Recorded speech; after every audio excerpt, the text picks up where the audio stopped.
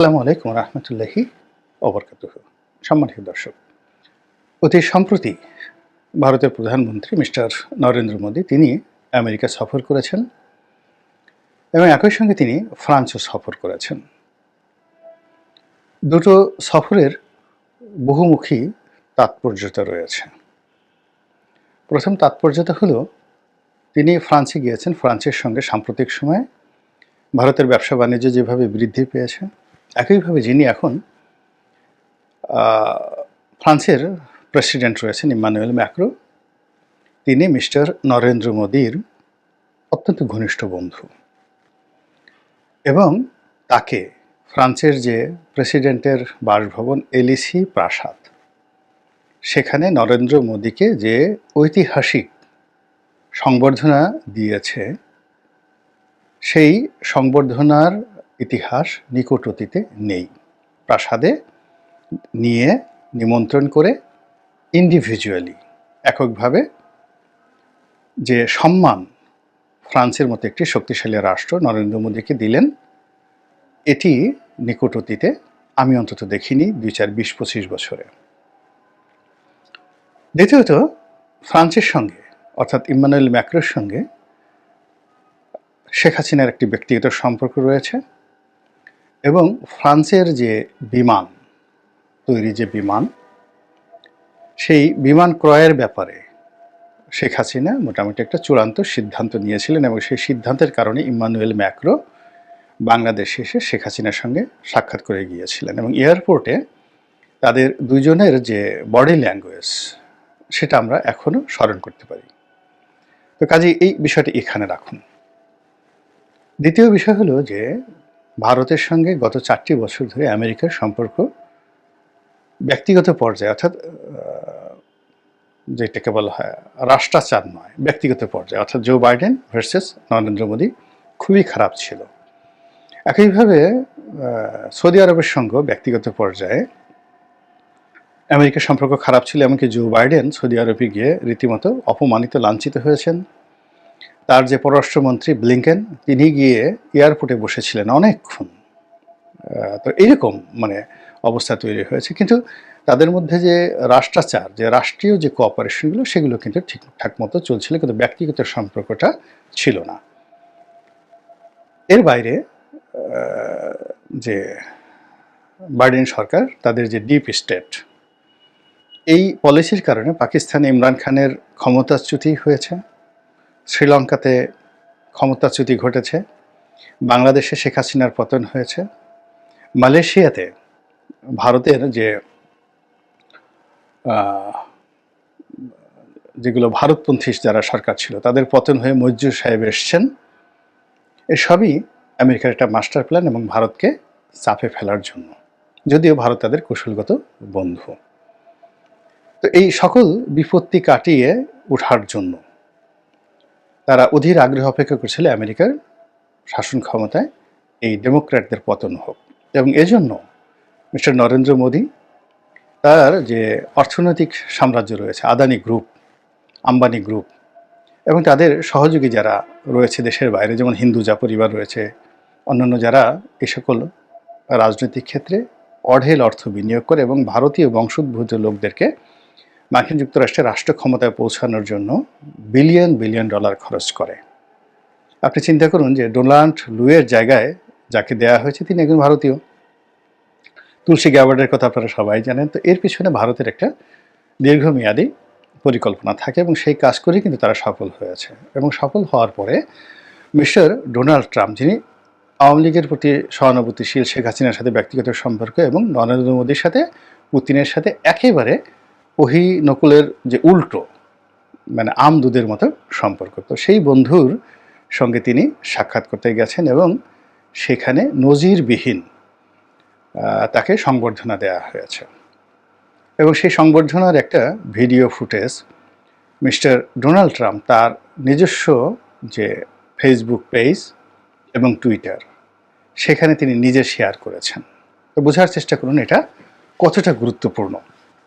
একদম behind the scenario, white হাউসের অভ্যন্তরে যে ঘটনাগুলো ঘটেছে, এরকম একটা দৃশ্য তিনি তার ফেসবুকে দিয়েছেন। তো এই সকল দৃশ্যের পাশাপাশি একটা সংবাদ সম্মেলন, সেটাও একটা ব্যতিক্রমধর্মী সংবাদ সম্মেলন। সেই সংবাদ সম্মেলনে ভারতীয় একজন সাংবাদিকের প্রশ্নের জবাবে মিস্টার ট্রাম্প যে কথাগুলো বলেছেন সেই কথার সাদামাটা উত্তর হলো যে বাংলাদেশের বিষয়টি আমি প্রধানমন্ত্রী নরেন্দ্র মোদীর হাতে ছেড়ে দিলাম। এর কারণ হলো তিনি বাংলাদেশি বিষয়টি জানেন এবং দিল্লি গত 100 বছর ধরে, মোর দ্যান 100 ইয়ার্স ধরে এই বাংলাদেশ এবং অন্যান্য অঞ্চলের, ওই অঞ্চলে যে রাজনীতি, তাদের ক্ষমতার পট পরিবর্তন, ডিপ স্টেট তৈরি করা, এই সমস্ত বিষয়ে তাদের স্টাডি রয়েছে, অভ্যাস এবং তারা জানেন। একেবারে সত্য কথা।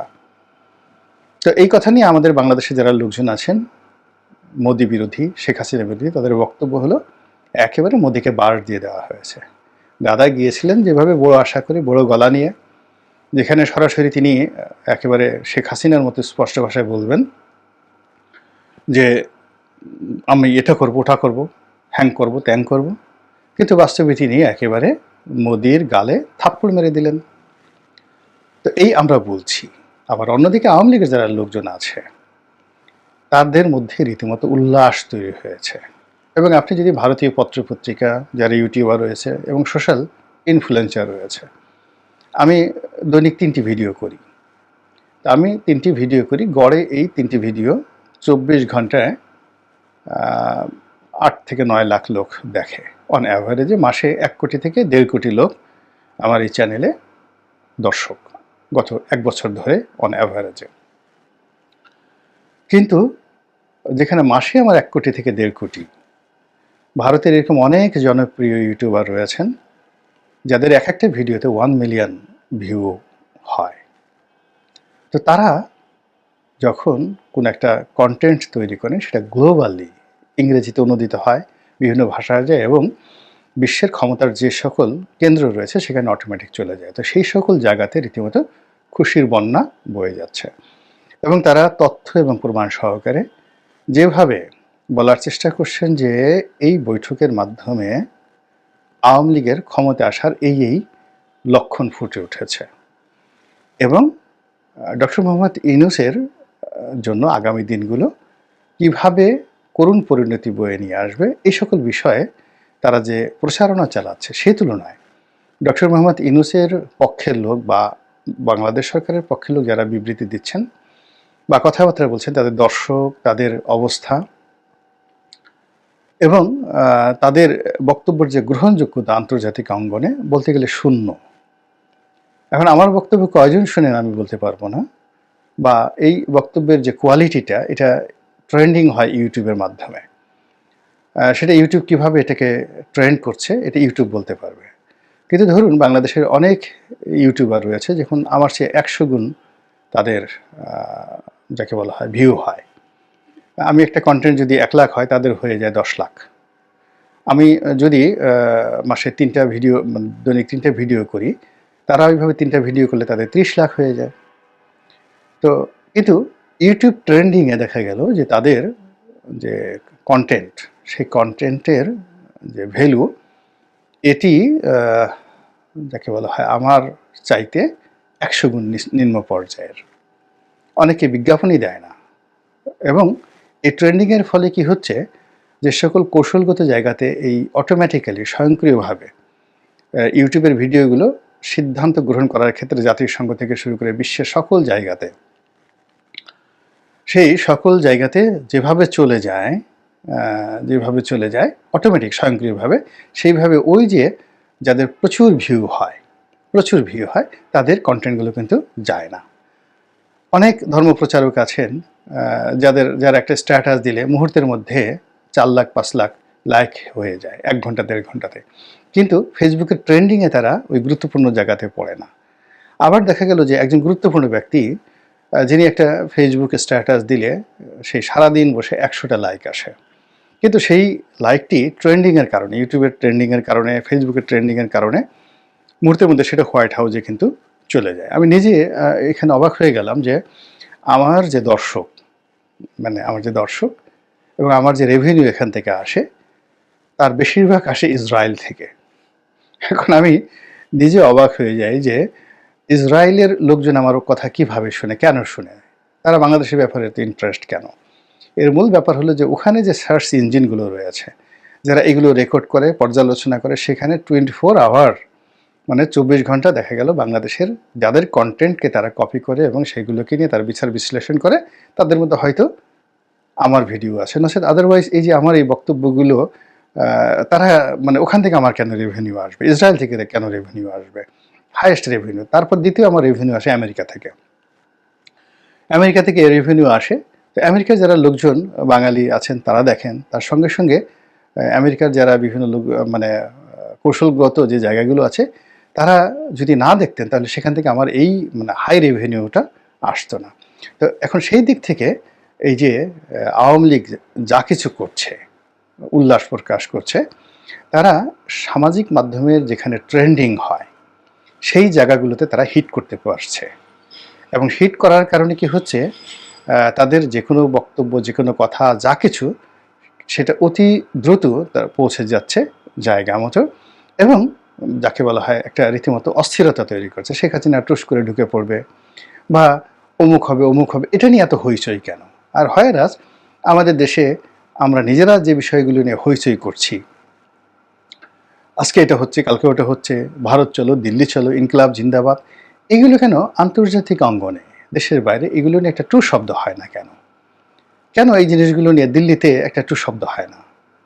তো এই বিষয়গুলো বুঝতে হবে। এবং সেই কারণে কি হচ্ছে, এই যে নরেন্দ্র মোদী এবং ডোনাল্ড ট্রাম্পের যে বৈঠক এবং সেখানে যে বক্তব্য, সেই বক্তব্যের অন্তর্নিহিত যে বিষয়গুলো, এই বক্তব্যের ইতিহাস, সামনের পিছনের ঘটনা এবং পারিপার্শ্বিক যে বিষয়, সেই বিষয়গুলো সরকারকে মূল্যায়ন করতে হবে। আমরা যারা কন্টেন্ট তৈরি করি আমাদেরকে মূল্যায়ন করতে হবে। তাহলেই হয়তো দেখা যাচ্ছে যে আগামীতে আমেরিকা সংক্রান্ত, কূটনীতি সংক্রান্ত, তারপরে যে এখন যে এনজিও গ্রাম সরকার বলা হয়, এনজিও ব্যাকড সরকার বলা হয়, গ্রামীণ ব্যাংকের সরকার বলা হয়, তার সঙ্গে ডোনাল্ড ট্রাম্পের কী রাগ আছে, কী বিরোধ আছে, তিনি হঠাৎ করে কেন ইউএসএইডের মাধ্যমে বাংলাদেশে যে সকল সাহায্য আসতো এর মধ্যে রোহিঙ্গাদের জন্য খাদ্য বাবদ যে টাকা আসে, এই টাকাটা ছাড়া সব সাহায্য বন্ধ করে দিয়েছেন।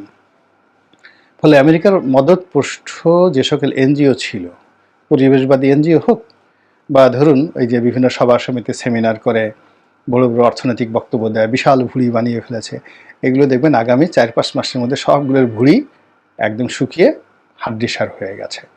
এগুলোর কারণ খুঁজে বের করতে হবে, এবং কারণ খুঁজে বের করে আমরা যদি সিদ্ধান্ত নিতে পারি এবং রাজনৈতিক মতামত প্রকাশ করতে পারি এবং রাজনীতি করতে পারি, তাহলেই হয়তো আমাদেরকে মোদি আর ডোনাল্ড ট্রাম্পের যে বক্তব্য সেটি নিয়ে মাথা ঘামাতে হবে না।